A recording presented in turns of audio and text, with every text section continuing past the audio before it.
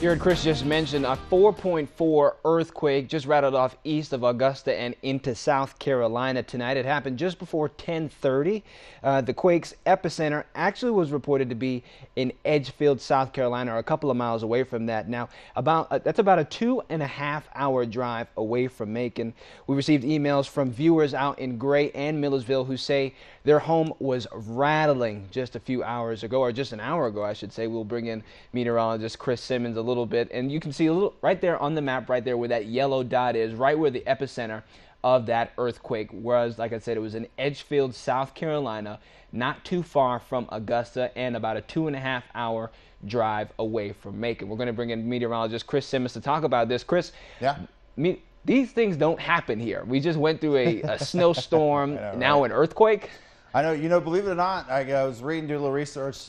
On average, every once or 2 years, they feel some small earthquakes in South Carolina, but it's been a little while since they've seen something this big. Last one was back in 1916, where we saw a magnitude 5.1. The largest one that I could find back in 1886 in Charleston, a magnitude 7.3 earthquake. Certainly nothing to laugh about, especially coming from California, a boy growing up in an earthquake central, it seems like. Certainly not a fun sight to go through. Got a couple of maps for you here. I'm going to show you a couple of graphics going forward. A graph from the USGS site. That's where the earthquake was talking about just a little while ago.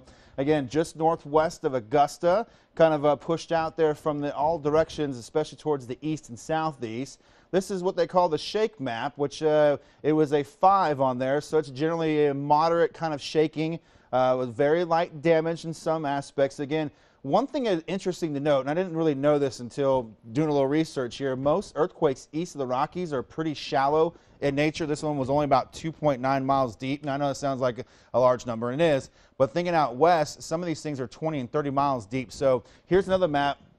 Now, I don't know, I think these are reports from people all over that kind of, I guess, go onto their community website and enter reports, enter what they feel, or I don't know if this is generally a ground sensor thing, but you get the idea. You can see where the epicenter was, again, northwest of Augusta by about 20 to 25 miles, and effects felt all the way in Alpharetta, Atlanta, down here. It looks like some in Macon as well. So a interesting week of weather. We've gone from rain and freezing rain and now earthquakes.